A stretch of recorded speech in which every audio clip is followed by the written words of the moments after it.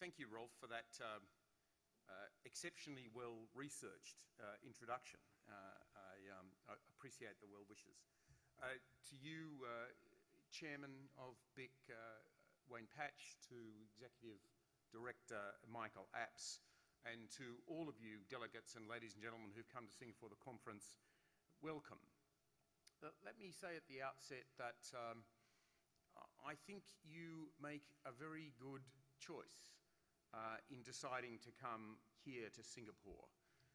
Here you will find a vibrant global city, a city which plans for the future, a city that is continuously regenerating itself to provide better amenity and better services for its people and for the many foreigners who live, work and travel here. What you do is crucial for Australia. Your industry is vital for all of our citizens. Australia is a difficult continent to deal with for the transport industry. We have crowded cities. We have infrastructure that struggles to keep up with demand.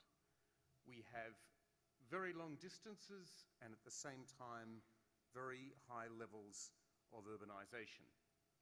We have a governmental structure of state, federal and local governments that makes decision-making more complex than in a jurisdiction like Singapore.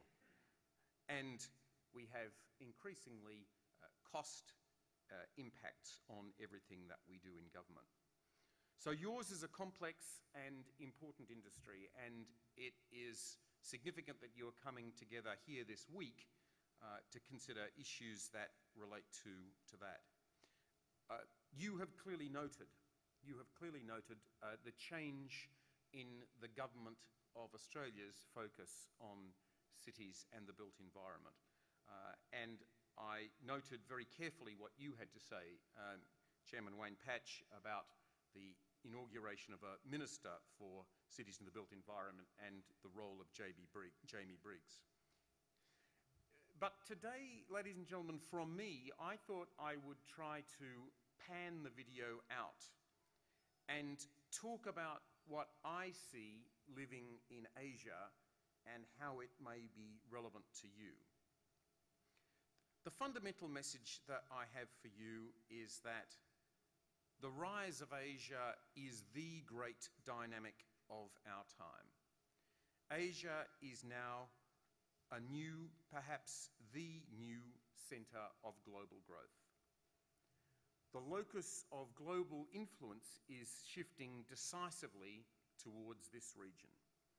Stationed here in Singapore, I feel the increasing pull that Asia exhibits as a rising centre in so many fields of human endeavour.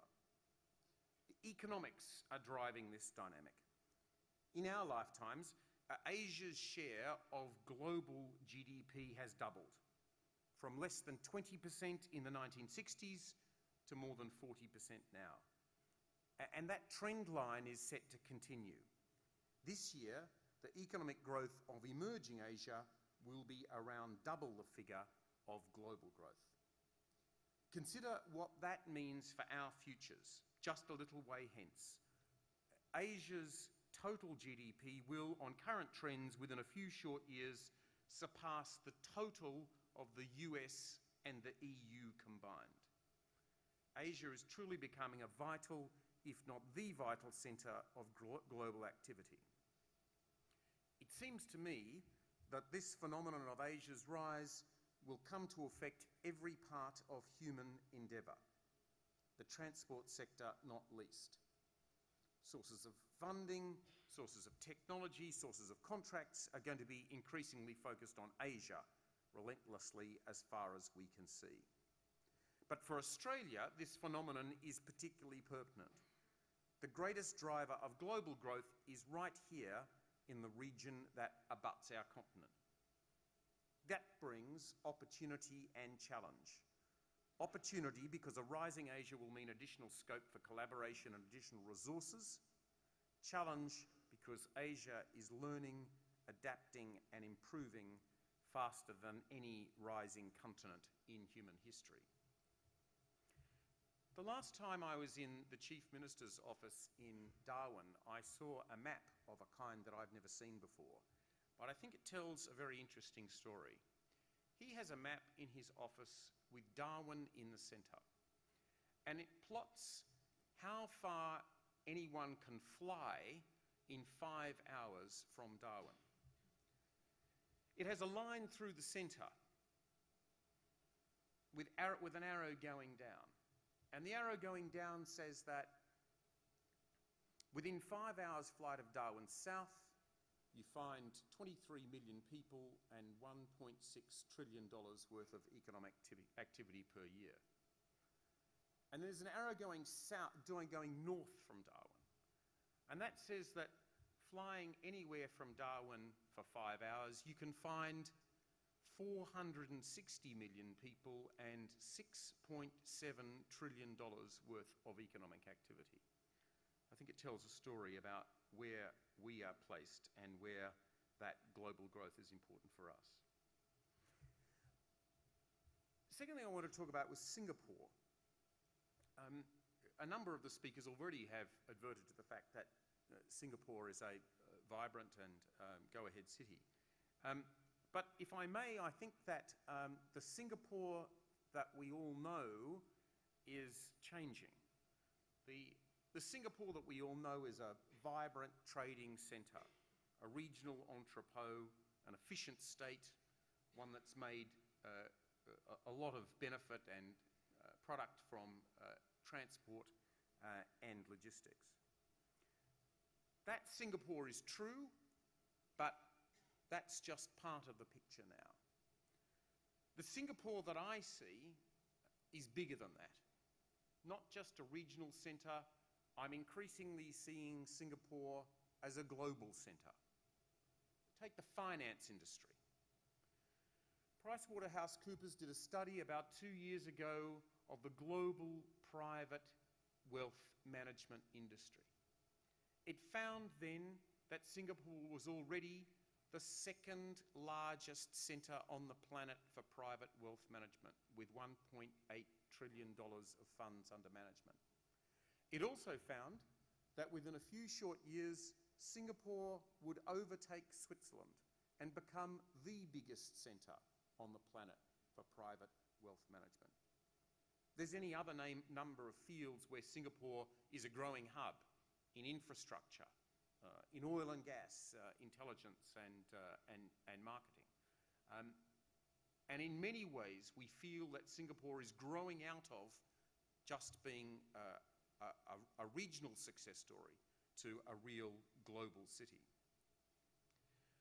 The second thing that strikes me living here in Singapore is that many top business people and industrialists in Singapore are not just managing trade between Australia and Singapore, they're managing Australian businesses. Singapore has become, by far and away, the major regional headquarters in Southeast Asia and more broadly in Asia. More than 4,000 global companies put their regional or global headquarters here in Singapore. One of the things that means is that a much larger number of businesses that operate in Australia are being managed from Singapore than in the past businesses in Asia were being managed from Australia. And I see the likes of ExxonMobil, the likes of Chevron, the likes of Louis Dreyfus, the likes of the Kellogg Corporation. I could name dozens of global firms who are now managing Australian businesses from here and making decisions which are extremely consequential for us from this city. The third way in which Singapore is different and more relevant to us is as an investor. This was once not a wealthy place. That has changed dramatically. Singapore, in the last year on record, was the second largest investor in Australia globally after the United States. We have just had, you will have noticed, the president of China here. Singapore is the largest single investor in China on the planet. And finally, the way in which Singapore is changing for me is that this has become a centre of innovation. Innovation imbues everything that the Singapore government does. It perceives that Singapore's future lies not with the old ways of finding someone else's clever way of doing it and doing it faster and more efficiently and more cheaply. Singapore's new way of going about the world is to develop itself as an innovation centre. They throw a lot of money at it. In the current 5-year period, Singapore is spending something in the order of $16 billion on innovation. Not bad for a jurisdiction which is about the same size economically as Queensland. They focus very hard on the commercialisation of innovation. Their objective is not to find new products and then look for ways in which to market them. They work backwards from where will the commercial opportunity be to where do we need to innovate to take best advantage of that. They work in very close collaboration with industry. An enormous effort is made by the Singaporean government to draw multinational companies here and make this a basis of innovation. A great example of all of this is what the Singapore government has done with the firm Procter & Gamble. Procter & Gamble has made its largest global innovation investment here in Singapore, more than $200 million worth of investment. The commercial opportunity they see is in a rising Asian middle class. Don't forget that we expect the middle class in Asia to grow by about fourfold over the next 20 years. 3 billion people. The way in which Procter & Gamble and the government of Singapore see that is there will be an opportunity for hair care, face care products for a much larger range of people than it ever been before. And so they are investing very, very heavily in order to take advantage of that commercial opportunity. And the final way in which Singapore does innovation very effectively is as a whole of government operation. Their equivalent of CSIRO, working very closely with universities, but also the private sector, and bringing in those multinational companies like Siemens, BMW, Rolls-Royce, and Unilever. The fourth way in which I think Singapore is much more consequential to us is in the way in which it is developing itself as a smart city. This is one of Singapore's key objectives for the future: to apply technology, to bring innovation, to focus on the needs of residents and businesses of cities, and make this a model for the way in which cities operate. Now, I know that you have come to Singapore for different reasons, and I fully respect the fact that you've chosen this place for its excellent conference facilities, the balmy nights, the tiger beer, and the chili crab. Those are all things worth seeing. But it seems to me that while you are here, it's worth pausing, at least for a while, to reflect on some of the bigger things that are happening in our region and how they might impact on you. I think there are 3 or 4 things that might be relevant for this group of this industry. Firstly, with the rising tide of Asian wealth, Asia will be increasingly a source of lucrative contracts. Now, that's going to be true for Australian service providers across the board, be they architects, designers, lawyers, accountants. But I think there's a particular place for Australia's transport and logistics providers.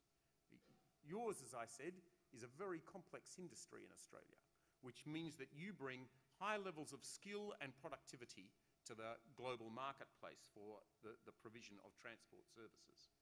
Already I know there are some of your members who are already angling to be part of the Singapore lucrative transport system. And I would urge more of you to look in the future for what opportunities there may be for you to expand your business offshore and take advantage of what is a vibrant market in Asia. Secondly, Asia, and especially Singapore, will be increasingly a source of innovation. I think what is being done here on smart cities, I think the technology that is being produced to improve efficiency and provide greater amenity for the people of Singapore is something that is well worth looking at. And I have seen in recent weeks, you will not be surprised to hear, a very strong interest from the federal government in what Singapore can offer us in terms of lessons for the future as we build our cities. Thirdly, Asia will increasingly be a source of finance for Australian businesses. This is a place where savings have been high and it has become a major global finance hub. Australia needs infrastructure, needs to build at a time when our resources are relatively low. Asia will be a place through public-private partnerships where we can identify finance to move ahead in the way that we want to. And finally, a couple of your speakers mentioned the new partnership that we are developing between Australia and Singapore, something called the Comprehensive Strategic Partnership that Prime Ministers signed together here in June. That is a very serious effort to take Singapore-Australia relations to a new level of intimacy. To this point, we have not focused much deliberately about cities as part of that partnership. We're focusing on a range of other things which are very consequential for Australian business, including food and logistics and finance. But I think there's a real role for using that partnership to drive and infuse our own closer engagement on cities in Australia. So I would urge you to use your time well here. There is much to see in the boundaries of this small city which speaks of what is achievable with good planning and focused effort. Not least, this is a city with a great transport infrastructure. Its MRT transit system, its bus system. It is done phenomenally well in becoming a tourist centre. More than 14 million people a year visit Singapore as tourists, more than 2.5 times the number of tourists who come to Australia, even though this is a place without a single underlying tourist attraction. So there is much to see here. I encourage you to get out and see as much of it and learn as much as you can about the way in which Singapore has made this a very vibrant city of the future.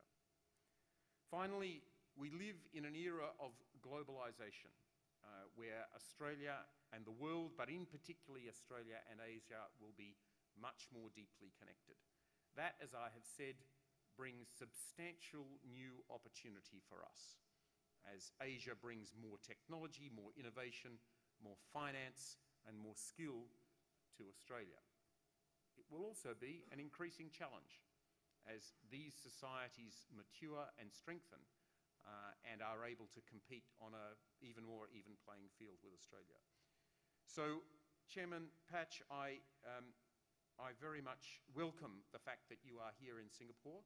I pay respect to the vision to have this conference, which is very much a domestic Australian event in a wider setting, which can help locate some of the issues and questions you have in this vibrant and dynamic city as part of our Asian, as part of broader Asia. I thank you for the opportunity to speak to you this morning, and I wish you all the best with this conference. Thank you very much.